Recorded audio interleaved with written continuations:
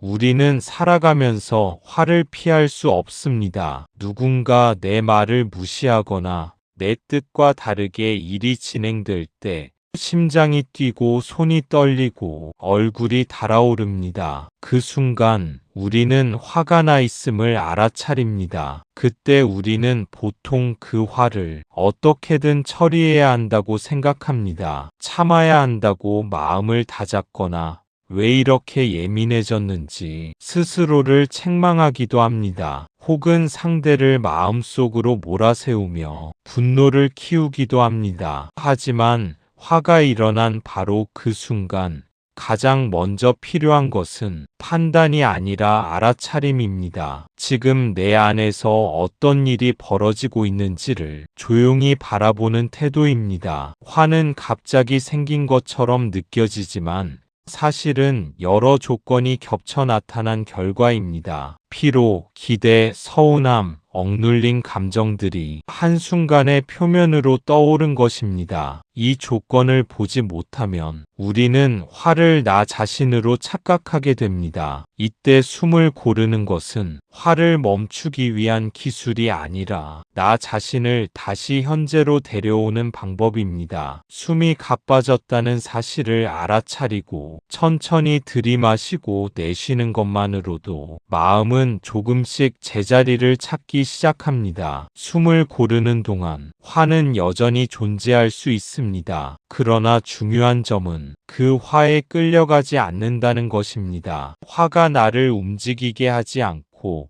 내가 화를 바라보는 자리에 서는 것입니다. 이 차이는 아주 작아 보이지만 삶에서는 큰 변화를 만들어냅니다. 즉각적인 말과 행동으로 이어졌던 화가 잠시 머물다 사라지는 경험으로 바뀌기 시작합니다. 숨을 고르며 알게 되는 또 하나의 사실은 화가 생각보다 오래 머물지 않는다는 점입니다. 붙잡지 않고 키우지 않으면 화는 스스로 힘을 잃고 흩어집니다. 우리가 괴로운 이유는 화 그 자체보다 그 화에 달라붙어 있는 생각 때문입니다. 이렇게 보면 화는 없애야 할 적이 아니라 관찰해야 할 대상입니다. 그 순간을 잘 바라볼 수 있다면 화는 오히려 마음을 이해하는 중요한 단서가 됩니다. 그래서 화가 올라올 때마다 스스로에게 이렇게 말해 보세요. 지금 마음에 어떤 파도가 일어나고 있구나. 나는 그 파도 위에 올라탈 필요는 없구나. 그저 숨을 고르며 지나가게 두면 되는구나. 이 단순한 태도가 감정을 억누르지 않으면서도 감정에 휘둘리지 않는 길로 우리를 이끌어 줍니다. 하지만 불교는 이렇게 말합니다. 화는 나를 공격하는 것이 아니라 나에게 스쳐 지나가는 구름과 같습니다. 그냥 조건과 인연에 따라 일어난 현상일 뿐, 화 자체에는 실체가 없다고 합니다. 화가 나면 우리는 흔히 두 가지 실수를 합니다. 하나는 화를 억누르거나 부정하려는 것입니다. 이 경우 화는 사라진 듯 보이지만 조건이 다시 모이면 또다시 나타납니다. 또 하나의 실수는 화를 곧바로 표현해 버리는 것입니다. 말로 쏟아내거나 표정과 행동으로 터뜨리면 순간은 시원해질지 모르지만 그 뒤에는 반드시 후회와 상처가 남습니다. 상대에게 남긴 흔적은 다시 돌아와 우리 마음을 더 무겁게 만듭니다. 불교에서는 이 두 가지 모두 화의 본질을 보지 못한 반응이라고 말합니다. 억누르는 것도 터뜨리는 것도 모두 화를 실제하는 어떤 것으로 여기기 때문에 생깁니다. 마치 반드시 처리해야 할 대상처럼 화와 씨름하게 되는 것입니다. 하지만 화가 실체가 없는 현상이라면 우리가 할 일은 싸움이 아니라 관찰입니다. 지금 이 마음 상태가 어떻게 생겨났는지, 어떤 조건이 겹쳐 이 순간을 만들었는지를 차분히 살펴보는 것입니다. 이때 중요한 태도는 좋고 나쁨으로 나누지 않는 것입니다. 화가 일어났다고 해서 수행이 부족하다고 단정할 필요도 없고 스스로를 나무랄 이유도 없습니다. 조건이 맞으면 화는 누구에게나 일어납니다. 다만 그 다음이 다를 뿐입니다. 화를 알아차릴 수 있을 때 우리는 이미 한 발 물러나 있습니다. 마음속에서 무언가가 일어나고 있다는 사실을 보는 자리로 옮겨온 것입니다. 이 자리에서는 화가 주인이 아니라 손님이 됩니다. 손님은 머물다 떠납니다. 잡아두지 않으면, 대꾸하지 않으면 자연스럽게 자리를 비웁니다. 화도 마찬가지입니다. 생각을 덧붙이지 않고 이야기를 키우지 않으면 화는 오래 머물 힘을 잃습니다. 이 과정에서 중요한 것은 빨리 사라지기를 바라지 않는 태도입니다. 사라지게 하겠다는 의도조차 또 다른 집착이 될 수 있습니다. 그저 지금 이런 마음이 있음을 인정하고 지켜보는 것만으로 충분합니다. 이렇게 반복해서 관찰하다 보면 점점 분명해지는 것이 있습니다. 화는 항상 같은 모습으로 오지 않고 같은 강도로 머물지도 않는다는 사실입니다. 매번 조금씩 다르게 일어났다가 조용히 사라집니다. 이 깨달음이 쌓일수록 우리는 화를 두려워하지 않게 됩니다. 화가 일어나도 삶이 무너질 것처럼 느끼지 않습니다. 그저 또 하나의 현상이 왔다가 지나가는구나 하고 바라볼 수 있게 됩니다. 이것이 불교가 말하는 화와 함께 사는 방식입니다. 없애려 애쓰지 않고 쫓아내지도 않으며 다만 분명히 보고 놓아주는 것. 그때 비로소 화는 우리 삶을 흔드는 힘을 잃기 시작합니다. 또 하나는 화를 즉시 표출하는 것입니다. 하지만 즉각적인 반응은 상황을 악화시키고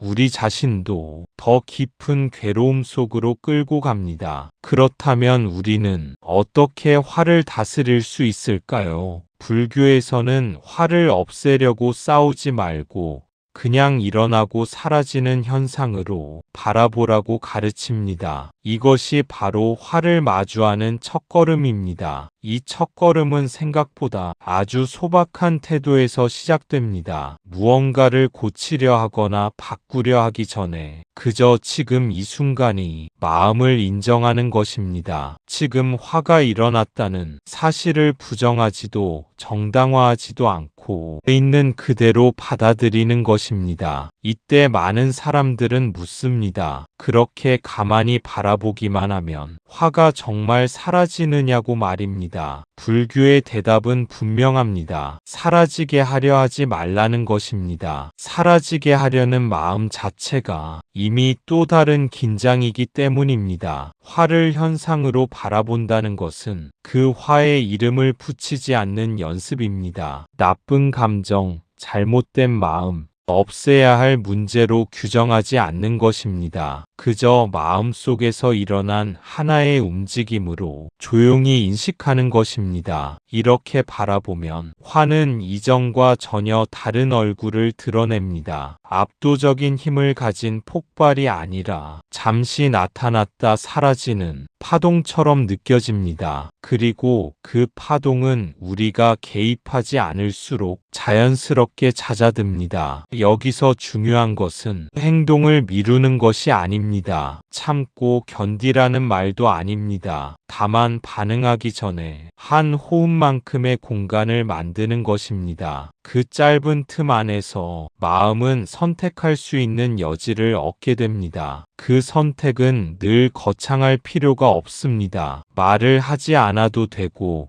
설명을 하지 않아도 됩니다. 그저 지금 이 감정이 어디서 시작되어 어디로 흐르고 있는지를 잠시 바라보는 것만으로 충분합니다. 이 과정을 반복하다 보면 우리는 서서히 알게 됩니다. 화는 통제해야 할 대상이 아니라 이해해야 할 신호라는 사실을 말입니다. 무언가가 어긋났고 마음이 긴장했고 어떤 기대가 충족되지 않았다는 조용한 알림이었습니다. 그 신호를 들을 수 있게 되면 우리는 더 이상 화에 끌려다니지 않습니다. 화가 말하는 바를 들은 뒤 그 다음을 선택할 수 있게 됩니다. 말할지, 멈출지, 거리를 둘지, 조용히 넘길지를 스스로 결정할 수 있게 됩니다. 이것이 불교에서 말하는 화를 다스린다는 뜻입니다. 힘으로 누르는 것도 아니고 밖으로 쏟아내는 것도 아닙니다. 그저 분명히 보고 붙잡지 않는 것. 그 순간부터 화는 우리를 괴로움 속으로 끌고 가는 힘을 잃고 지혜로 나아가는 문 앞에서 조용히 멈추게 됩니다. 가장 기본적이면서도 강력한 방법은 호흡에 집중하는 것입니다. 화가 치밀 때 숨을 깊게 들이마시고 천천히 내쉬어 보세요. 지금 나는 화가 나 있구나. 단 한 번의 호흡으로도 화의 격렬함이 조금씩 줄어드는 것을 느낄 수 있습니다. 호흡은 우리 마음과 몸을 연결하는 다리입니다. 호흡을 고르게 하면 마음도 자연스럽게 안정됩니다. 이때 중요한 것은 호흡을 특별하게 만들려고 애쓰지 않는 것입니다. 명상하듯 잘해야 한다는 생각도 내려놓아도 됩니다. 지금 하고 있는 숨을 있는 그대로 느끼는 것만으로 충분합니다. 들이마실 때 공기가 코끝을 스치는 감각, 가슴이나 배가 천천히 부풀어 오르는 느낌, 내쉴 때 몸이 조금씩 풀리는 감각을 조용히 따라가 보세요. 이 감각에 주의를 두는 순간 마음은 자연스럽게 생각에서 떨어져 나옵니다. 화가 커질수록 우리 마음은 미래나 과거로 달아납니다. 왜 그런 말을 했을까? 다음엔 어떻게 대응해야 할까? 수많은 생각이 한꺼번에 밀려옵니다. 하지만 호흡은 늘 지금 이 순간에만 존재합니다. 그래서 호흡을 바라보는 것은 마음을 현재로 되돌리는 가장 빠른 길입니다. 숨을 고르다 보면 화가 몸에서 어떻게 표현되고 있는지도 보이기 시작합니다. 어깨가 굳어 있거나 턱에 힘이 들어가 있거나 속이 답답하게 조여오는 느낌이 들 수 있습니다. 이것을 바꾸려 하지 말고 그저 그렇게 느껴진다고 인정해 보세요. 몸을 있는 그대로 허락하면 긴장은 서서히 풀리기 시작합니다. 몸이 풀리면 마음도 그 속도를 따라 천천히 느슨해집니다. 이 과정은 아주 미세하지만 분명한 변화를 만들어냅니다. 호흡을 통해 알게 되는 또 하나의 사실은 화가 생각보다 복잡하지 않다는 점입니다. 우리가 붙여온 이야기와 해석을 내려놓으면 남는 것은 단순한 에너지의 움직임뿐입니다. 그 에너지는 호흡과 함께 자연스럽게 흘러가며 스스로 잦아듭니다. 그래서 불교에서는 호흡을 억제하거나 조작하기보다 동반자로 삼으라고 말합니다. 호흡과 함께 걷고, 호흡과 함께 말하고, 호흡과 함께 침묵하는 것입니다. 이 연습이 쌓이면 화가 완전히 없어지지는 않더라도 화가 일어나는 순간을 훨씬 빠르게 알아차릴 수 있게 됩니다. 알아차림이 빠를수록 우리는 덜 다치고 주변도 덜 상처받게 됩니다. 결국 호흡에 집중하는 연습은 화를 다루는 기술이 아니라 나 자신을 돌보는 태도입니다. 지금 이 마음과 몸을 함부로 몰아붙이지 않고 조용히 곁에 머무는 법을 배우는 것입니다. 그렇게 숨을 고르는 순간마다 우리는 조금씩 화보다 넓은 자리로 옮겨가고 있는지도 모릅니다. 다음 단계는 몸과 마음을 분리하여 관찰하는 것입니다. 화가 날 때 몸은 긴장하고 마음은 폭발 직전의 감정을 품습니다. 이때 몸의 긴장을 알아차리고 마음이 반응하는 모습을 그대로 지켜보세요. 내 마음이 지금 이러하구나. 이렇게 관찰하면 화는 나 자신이 아니라 그저 조건이 만들어낸 현상이라는 사실을 깨닫게 됩니다. 이 연습에서 핵심은 몸과 마음을 분리하되 서로 적대적인 것으로 나누지 않는 것입니다. 몸은 몸대로 반응하고 마음은 마음대로 움직일 뿐 그 어느 쪽도 잘못된 것은 아닙니다. 먼저 몸을 살펴보면 화가 일어날 때 특정한 신호들이 반복됩니다. 숨이 짧아지고 목이나 어깨가 굳어지고 손에 힘이 들어가거나 속이 타들어가는 느낌이 들기도 합니다. 이 신호들을 하나하나 확인하듯 바라보세요. 없애려 하지 말고 그저 지금 이렇다고 인정하는 것입니다. 그 다음으로 마음을 바라봅니다. 마음은 이때 보통 빠르게 이야기를 만들어냅니다. 상대를 판단하고 자신을 보호하려 하고 옳고 그름을 가르려 들며 끊임없이 생각을 이어갑니다. 이 흐름을 멈추려 하지 말고 멀리서 바라보듯 지켜보세요. 몸의 긴장과 마음의 생각을 동시에 바라볼 수 있을 때 우리는 중요한 지점을 통과합니다. 화 속에 있는 내가 아니라 화를 바라보는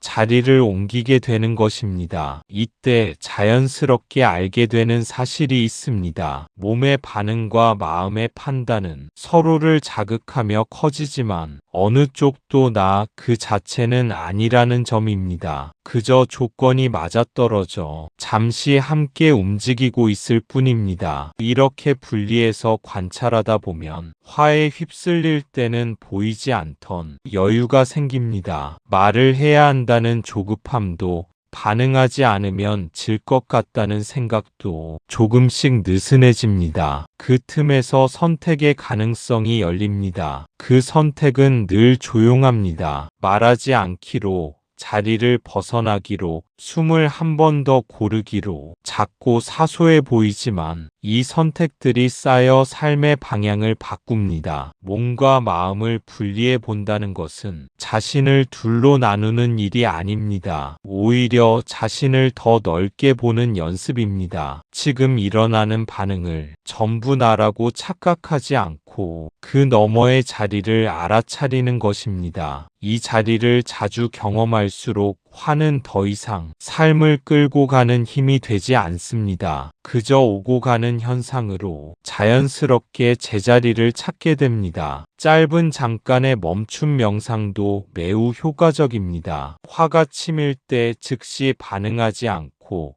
3초에서 5초만 호흡을 고르세요. 이 잠깐의 멈춤이 마음의 폭풍을 잔잔한 호수로 만들어줍니다. 불교에서는 이것을 비움이라고 부릅니다. 움직이지 않고 붙잡지 않고 느끼되 반응하지 않는 순간이 바로 지혜의 시작입니다. 이 멈춤은 특별한 자세나 조용한 공간을 필요로 하지 않습니다. 말을 하다 말고도 가능하고 걸음을 옮기다 잠시 서서도 할 수 있습니다. 중요한 것은 시간을 길게 잡는 것이 아니라 반응하기 직전에 멈춘다는 점입니다. 보통 우리는 감정이 올라오면 그 감정을 따라 곧바로 움직입니다. 말이 튀어나가고 표정이 굳고 행동이 먼저 나갑니다. 잠깐 멈춤은 이 자동 반응의 고리를 끊는 역할을 합니다. 단 몇 초의 멈춤이지만 그 안에는 많은 것이 담겨 있습니다. 지금 어떤 감정이 올라왔는지, 몸은 어디에 힘이 들어가 있는지, 마음은 무엇을 요구하고 있는지를 짧게나마 들여다볼 수 있습니다. 이 멈춤 속에서 우리는 감정과 거리를 둡니다. 감정 안으로 더 깊이 빠져드는 대신 감정을 바라보는 위치로 자리를 옮깁니다. 그 차이가 생각보다 큽니다. 멈춘다는 것은 아무것도 하지 않는다는 뜻이 아닙니다. 오히려 가장 의식적인 행동입니다. 지금 이 감정이 내 말과 행동을 이끌게 둘 것인지 아니면 잠시 쉬게 할 것인지를 선택하는 순간이기 때문입니다. 이 연습을 반복하다 보면 화가 꼭 행동으로 이어질 필요는 없다는 사실을 몸으로 알게 됩니다. 느낌은 느껴지되 그 느낌을 따라가지 않아도 아무 문제가 없다는 경험이 쌓입니다. 또한 멈춤은 상대를 위한 배려이기 이전에 자기 자신을 보호하는 행위입니다. 말 한마디, 행동 하나로 관계를 어렵게 만들지 않도록 스스로를 지켜주는 시간입니다. 이 짧은 틈이 만들어지면 감정은 더 이상 삶의 운전대를 잡지 못합니다. 우리는 조수석이 아니라 다시 운전석으로 돌아옵니다. 그래서 불교에서 말하는 비움은 아무것도 아무것도 느끼지 않는 상태가 아닙니다. 느끼면서도 끌려가지 않는 상태입니다. 멈춤 속에서 마음은 자연스럽게 가벼워지고 상황을 더 넓게 볼 수 있게 됩니다. 이 잠깐의 멈춤이 쌓일수록 삶의 많은 순간들이 조금씩 부드러워집니다. 그리고 그 부드러움 속에서 우리는 점점 더 지혜로운 선택을 하게 됩니다. 화가 반복적으로 발생하는 원인을 살펴보는 것도 중요합니다. 왜 나는 특정 상황에서 반복적으로 화가 날까? 불교에서는 집착, 기대, 자기중심적 판단이 화를 부른다고 합니다. 우리는 자신과 세상에 대한 기대 때문에 쉽게 화를 냅니다. 그 기대가 깨질 때 마음은 괴로움과 화를 만들어냅니다. 따라서 화의 근본 원인을 이해하는 것이 중요합니다. 이 질문을 진지하게 바라보기 시작하면 화는 단순한 감정이 아니라 우리 마음의 구조를 비추는 거울이 됩니다. 겉으로 드러난 분노의 모습 뒤에는 늘 반복되는 패턴이 숨어 있습니다. 어떤 사람의 말에 유독 예민해지거나 특정 상황에서만 감정이 크게 흔들린다면 그 안에는 나도 모르게 굳어있는 기준이 있습니다. 이래야 한다는 생각, 이 정도는 지켜줘야 한다는 기대, 나는 이런 대우를 받아야 한다는 믿음입니다. 이 기준은 대부분 오랜 시간 쌓여온 경험과 습관에서 만들어집니다. 문제는 이 기준이 세상에도 사람에게도 항상 그대로 적용되기를 바란다는 점입니다. 현실이 그 틀에서 벗어날 때 마음은 곧바로 저항을 일으킵니다. 그 저항이 바로 화입니다. 상대의 행동 그 자체보다 내 안의 기대가 무너졌을 때 감정은 더 크게 요동칩니다. 그래서 같은 상황에서도 누군가는 담담하고 누군가는 깊이 상처받습니다. 불교에서는 이 지점을 집착이라고 설명합니다. 내 생각, 내 방식, 내 기준에 세상이 맞춰주기를 바라는 마음입니다. 이 마음이 강할수록 현실과의 마찰은 잦아지고 화는 쉽게 되살아납니다. 자기중심적 판단도 마찬가지입니다. 상대의 사정이나 조건을 보기 전에 나를 기준으로 옳고 그름을 가르는 순간 마음은 이미 긴장 상태에 들어갑니다. 이 긴장이 오래 유지될수록 화는 더 빠르고 더 강하게 반응합니다. 이제 여기서 중요한 전환이 필요합니다. 왜 저 사람이 그랬을까를 묻기보다 내가 무엇을 당연하게 여기고 있었는지를 스스로에게 물어보는 것입니다. 이 질문은 비난이 아니라 이해로 향하는 문입니다. 기대를 내려다보면 화의 뿌리가 조금씩 드러납니다. 모든 것을 내려놓을 필요는 없습니다. 다만 그 기대가 절대적인 진실이 아니라 하나의 생각일 뿐이라는 사실을 알아차리는 것만으로도 마음은 한결 가벼워집니다. 이렇게 화의 근원을 바라볼 수 있게 되면 화는 더 이상 갑작스러운 폭풍이 아닙니다. 어디서부터 불어왔는지 알 수 있는 바람이 됩니다. 그리고 그 바람은 알아차림 속에서 점점 힘을 잃게 됩니다. 화가 날 때 마음을 다스리는 또 다른 방법은 자비심을 일깨우는 것입니다. 저 사람도 나와 같은 괴로움을 가지고 있구나. 이 마음이 생기면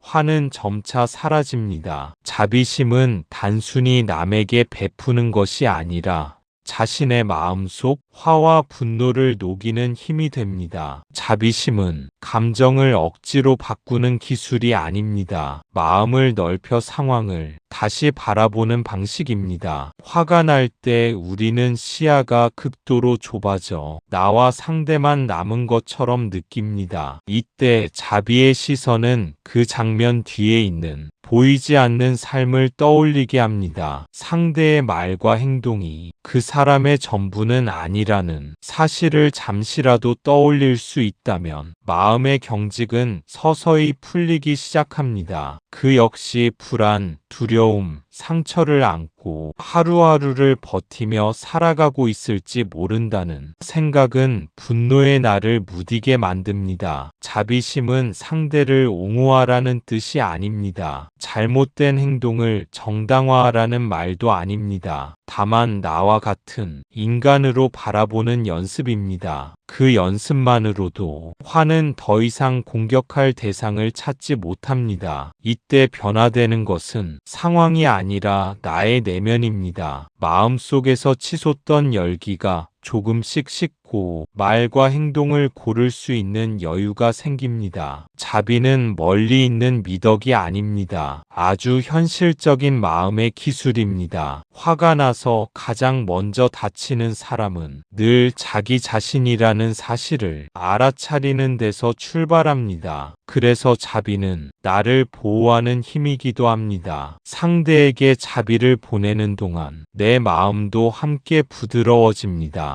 이 부드러움 속에서 우리는 굳이 이기지 않아도 되고 모든 것을 바로잡으려 애쓰지 않아도 됩니다. 그 순간 화는 목적을 잃습니다. 자비심이 자리 잡으면 대화의 방식도 달라집니다. 비난 대신 경계를 세울 수 있고 분노 대신 거리를 둘 수 있습니다. 이 모든 선택이 훨씬 덜 상처받는 방향으로 흘러가게 합니다. 그리고 무엇보다 중요한 변화는 화가 나더라도 스스로를 미워하지 않게 된다는 점입니다. 지금 이 마음도 이해받을 수 있다는 태도는 분노를 오래 머물지 못하게 합니다. 자비심은 반복할수록 깊어집니다. 처음에는 잘 되지 않아도 괜찮습니다. 한 번이라도 이 사람도 괴로움 속에 있겠구나 라고 떠올릴 수 있다면 그 순간 이미 화는 이전과 다른 길로 흐르고 있습니다. 실생활에서 적용하는 방법도 간단합니다. 하루 중 화가 치밀 때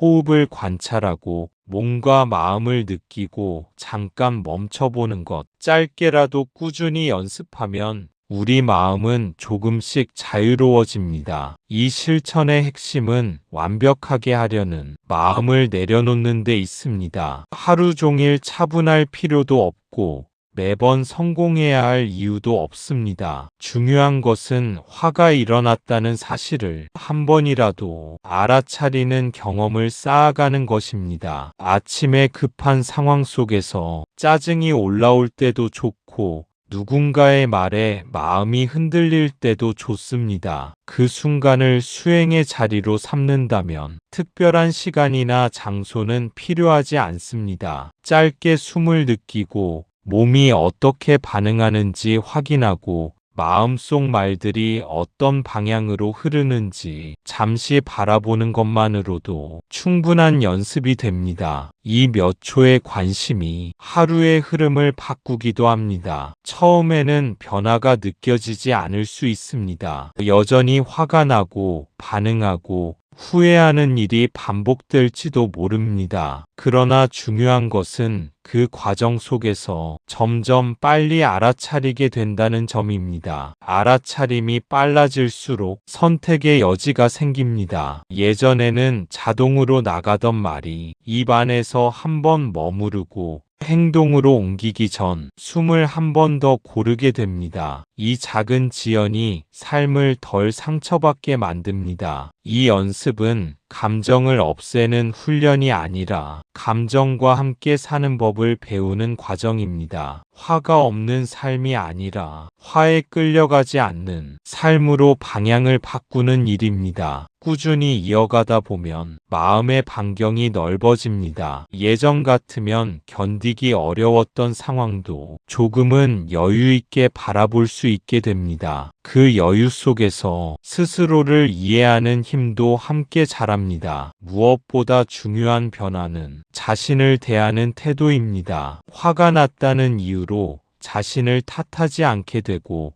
그 순간에도 스스로를 돌볼 수 있게 됩니다. 이렇게 하루하루 쌓인 연습은 눈에 띄지 않게 삶의 결을 바꿉니다. 마음이 자유로워진다는 것은 아무 감정도 느끼지 않는 상태가 아니라 어떤 감정이 와도 길을 잃지 않는 상태임을 조금씩 알게 됩니다. 여기서 중요한 통찰이 하나 있습니다. 화는 사라진 것 같아도 조건이 다시 모이면 나타납니다. 그래서 화를 없애려고 애쓰는 것보다 화가 일어나는 조건을 알아차리고 관찰하는 것이 훨씬 중요합니다. 이 순간순간의 관찰이 바로 수행입니다. 이 관점에 서면 우리는 감정을 대하는 태도를 다시 배우게 됩니다. 한번 가라앉았으니 이제 끝났다고 안심할 필요도 없고 다시 화가 올라온다고 해서 실망할 이유도 없습니다. 조건이 맞으면 다시 일어나는 것이 자연스러운 흐름이기 때문입니다. 이 사실을 모를 때 사람들은 자주 좌절합니다. 이렇게 노력했는데 왜 또 같은 감정이 반복되느냐고 스스로를 책망합니다. 하지만 반복은 실패가 아니라 아직 조건이 남아있다는 신호일 뿐입니다. 그래서 수행은 감정을 없애는 경주가 아닙니다. 조금 더 섬세하게 보는 연습이며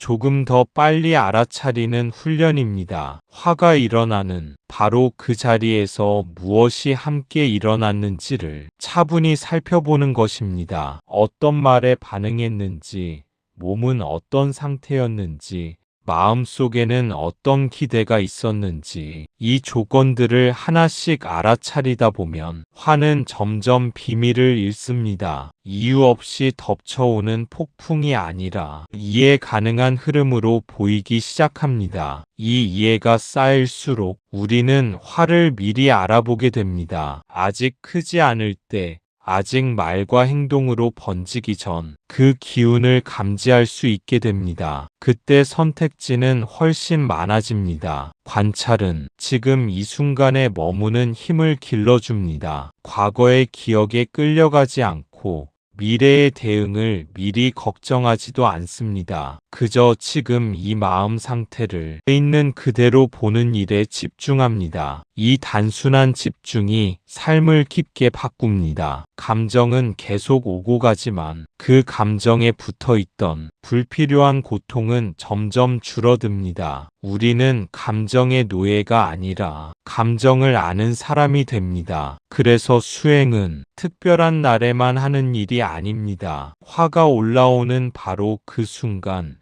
마음이 흔들리는 그 자리에서 이미 시작되고 있습니다. 오늘도 화가 날 수 있습니다. 내일도 비슷한 감정은 찾아올 것입니다. 하지만 그때마다 조건을 보고 흐름을 보고 그 자리를 지켜볼 수 있다면 그 자체로 이미 길 위에 서 있는 것입니다. 불교에서는 말합니다. 마음을 다스리면 번뇌도 저절로 잠잠해진다. 화가 날 때 우리는 싸우지 않고 붙잡지 않고 그저 숨을 고르고 마음을 관찰하며 자비심을 떠올리면 됩니다. 이 단순한 습관이 반복될수록 화는 점점 힘을 잃습니다. 이 가르침은 번뇌를 정복하라는 명령이 아닙니다. 마음을 부드럽게 돌보라는 안내에 가깝습니다. 억지로 밀어내지 않아도 마음이 제자리를 찾으면 번뇌는 스스로 물러난다는 뜻입니다. 그래서 화가 일어났을 때 해야 할 일은 많지 않습니다. 상황을 바로잡으려 애쓰지도 말고 옳고 그름을 즉시 판단하지도 말고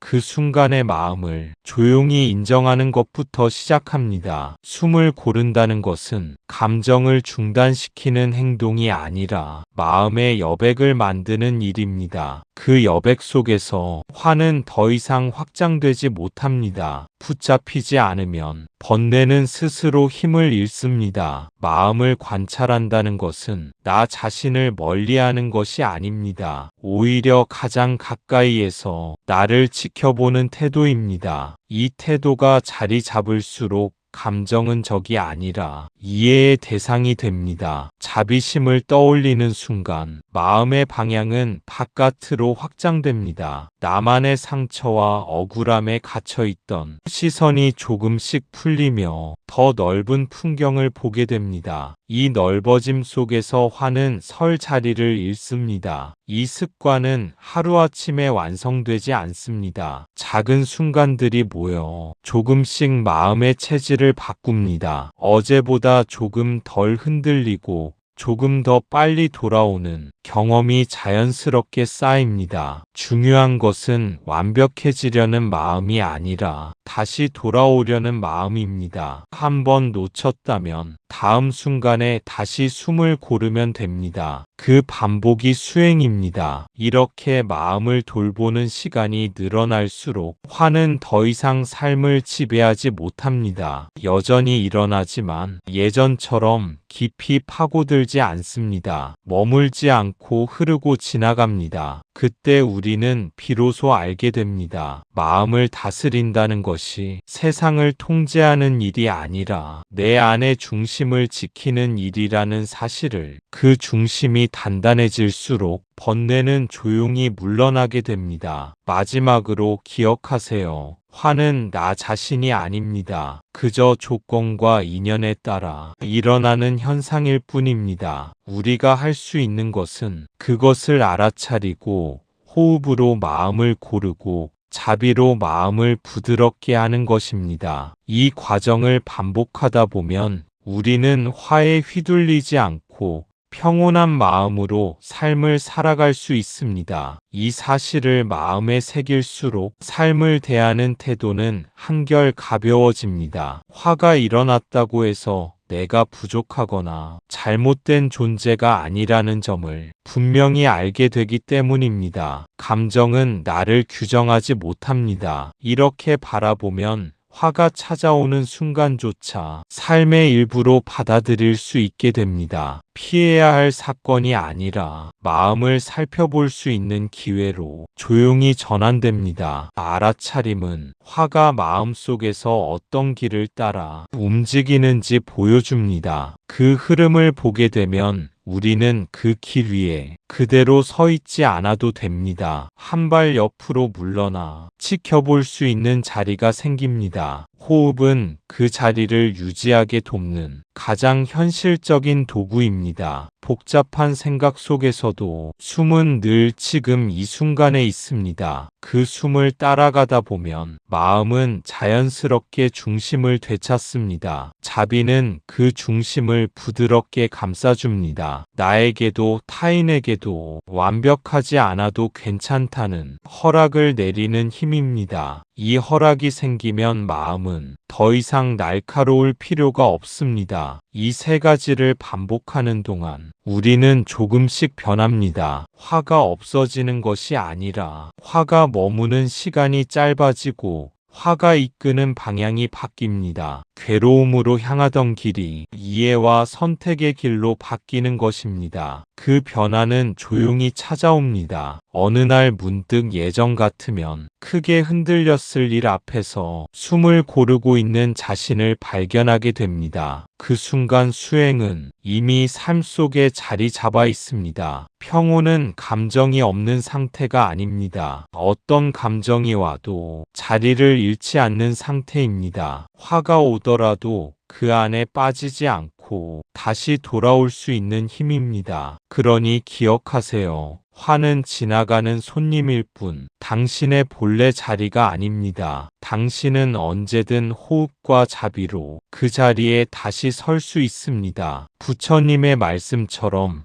화는 우리를 괴롭히는 적이 아니라 우리 마음을 깨우고 지혜를 배우게 하는 스승입니다. 오늘부터 작은 실천을 시작해 보세요. 화가 치밀 때 잠깐 멈추고 숨을 고르고 마음을 바라보는 것. 그 단순한 행동이 우리의 삶을 바꾸기 시작합니다. 이 실천은 거창한 결심을 요구하지 않습니다. 지금 이 순간부터 다음에 화가 올라올 때 한 번만 떠올리면 됩니다. 아, 지금이 바로 연습할 자리구나 하고 말입니다.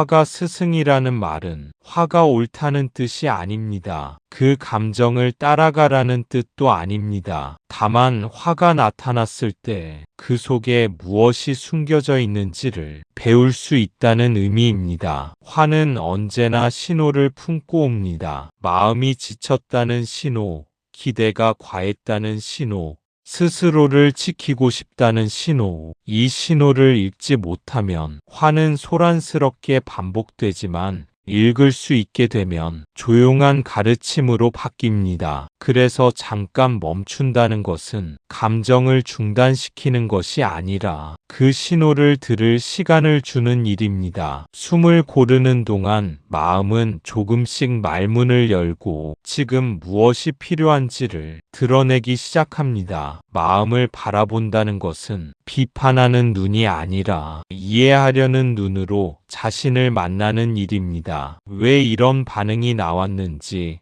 어떤 마음이 다쳤는지를 조용히 살펴보는 과정입니다. 이 과정을 통해 우리는 점점 알게 됩니다. 화는 언제나 내 삶을 방해하러 온 것이 아니라 나를 더 살피라고 찾아왔다는 사실을 말입니다. 그래서 화를 밀어낼수록 더 크게 돌아오고 들어줄수록 조용해집니다. 작은 실천은 작은 변화를 만듭니다. 하지만 그 변화는 하루하루 쌓이며 삶의 방향을 바꿉니다. 관계가 조금 부드러워지고 자신을 대하는 태도가 달라지고 마음의 회복 속도가 빨라집니다. 어느 순간부터 화가 와도 이전만큼 두렵지 않게 됩니다. 이미 알고 있기 때문입니다. 이 감정도 지나갈 것이고 그 과정에서 나는 또 하나를 배우게 될 것이라는 사실을 말입니다. 그러니 오늘도 완벽하려 하지 않아도 괜찮습니다. 단지 한번 숨을 고르고 마음을 바라보는 것으로 충분합니다. 그 한 번이 모여 삶은 조금씩 다른 결을 갖게 됩니다. 부처님의 말씀처럼 지혜는 멀리 있지 않습니다. 바로 화가 일어나는 그 자리에서 이미 우리를 기다리고 있습니다. 화와 싸우지 않고 화를 붙잡지 않고 그저 지나가게 두는 것. 이것이 바로 불교식 감정 조절, 화가 날 때 숨 고르기의 핵심입니다. 이 태도는 감정을 무시하는 냉담함이 아니라 감정을 존중하는 지혜에서 나옵니다. 붙잡지 않는다는 것은 느끼지 않는다는 뜻이 아니라 그 감정이 머물 자리를 내 마음 한가운데 내주지 않는다는 의미입니다. 지나가게 둔다는 선택은 처음에는 어색하게 느껴질 수 있습니다. 늘 반응해왔고 늘 설명하려 했고 늘 바로잡으려 했기 때문입니다. 하지만 한 번만이라도 그 흐름을 그대로 통과시켜보면 우리는 중요한 사실을 몸으로 알게 됩니다. 감정은 붙들지 않을 때 가장 자연스럽게 사라진다는 사실을 말입니다. 억누르지 않아도 되고 해결하지 않아도 되고